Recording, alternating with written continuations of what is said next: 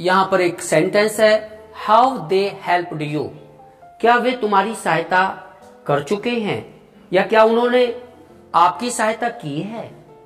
इसको हम passive voice में बनाना चाहते हैं तो तरीका यह है कि पहले हम पद चयन कर लें।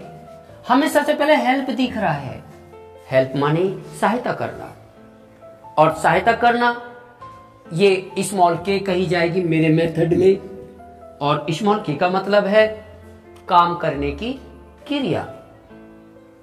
किसकी सहायता करनी है, तुम्हारी, यू की, तो जो के अधीन होता है उसको स्मॉल ए कहते हैं। यहां सहायता करने वाला कौन है, वे, यानी दे, यानी ये आधार हो गया। जिस पर पूरा वाक्य आधारित हो उसको आधार कहते हैं, और आधार को कैपिटल ए से व्यक्त करते हैं। इसके बाद इस के साथ एक हैव वर्ड है, ये सहायक क्रिया है स्मॉल एस। स्मॉल एस का मतलब जो सहायक क्रिया हम प्रयोग कर रहे होते हैं उसका पहला शब्द, इसको कहते हैं हम पद चयन करना। पहले हमें पद चयन करना सीखना है, क्योंकि इस वाक्य को हम पैसिव वॉइस में बदलना चाहते हैं, इसलिए हमारे पास एक पैसिव वॉइस का एक फॉर्मूला है। आप यहां पर इस फॉर्मूला को लगा दीजिए, M S small A S H O K M S Ashok. इसके बाद जो अवशेष बचता है अगर, तो यहां पर लिख दीजिए, फिर बाई कैपिटल ए कर दीजिए। क्योंकि वाक्य के अंत में क्वेश्चन मार्क है, प्रश्नवाचक चिन्ह है। प्रश्नवाचक चिन्ह होता है तो दूसरा एस काटते हैं, यहां पर पहला एस, ये दूसरा एस।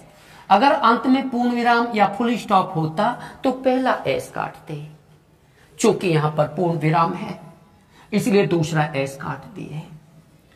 अब इनमें सब पुट करेंगे।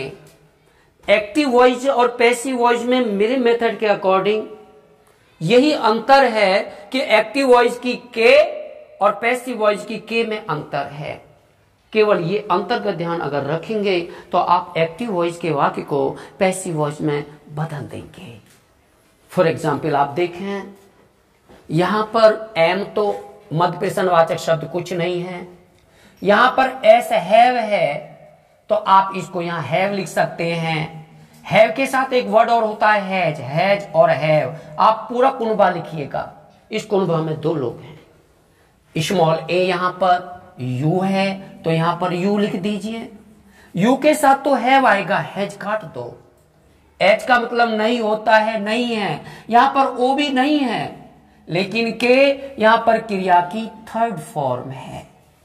और आपको यहां मेथड में बताया, अगर एक्टिव वॉइस में के काम करने की क्रिया थर्ड फॉर्म है तो पैसिव वॉइस में बदलने के बाद काम करने की क्रिया बीन थर्ड हो जाती है। अर्थात यहां पर जो के है वो हम बीन थर्ड कर देंगे। ओके, तो लगा दीजिए बीन थर्ड का मतलब क्रिया की थर्ड फॉर्म, हेल्प की। हेल्प की थर्ड फॉर्म तो हमें दी है, हेल्प लिख दीजिए। इसके बाद बाई कैपिटल ए की जगह आप दे लिखेंगे। आप निशान लगाने क्या ले लिया, ये भी गया, ये भी ले लिए हो, ये भी ले लिए हो, और दे बाई, दे बाई के साथ दे नहीं लिखा जाएगा क्योंकि बाई प्रीपोजिशन है और प्रीपोजिशन के साथ ऑब्जेक्टिव केस लाते हैं, दे नहीं लाएंगे, देम लाएंगे। हमने देखा सब कुछ आ गया, अवशेष कुछ नहीं बचा। Have you been helped by them, आपका ये सेंटेंस पैसिव वॉइस में बदल गया। ये बिल्कुल सटीक विधि है और मैं समझता हमारे पास सिर्फ एक छोटे से कागज के टुकड़ा पर इस मेथड को लिखा जा सकता है। लोग बहुत कापियां भरवा देते हैं सिखाने के लिए, कोई जरूरत नहीं है। केवल एक कागज के छोटे से टुकड़े पर इस ट्रिक को लिखकर किसी भी एक्टिव वॉइस के सेंटेंस को पैसिव वॉइस के सेंटेंस में बदल सकते हैं। धन्यवाद, थैंक यू।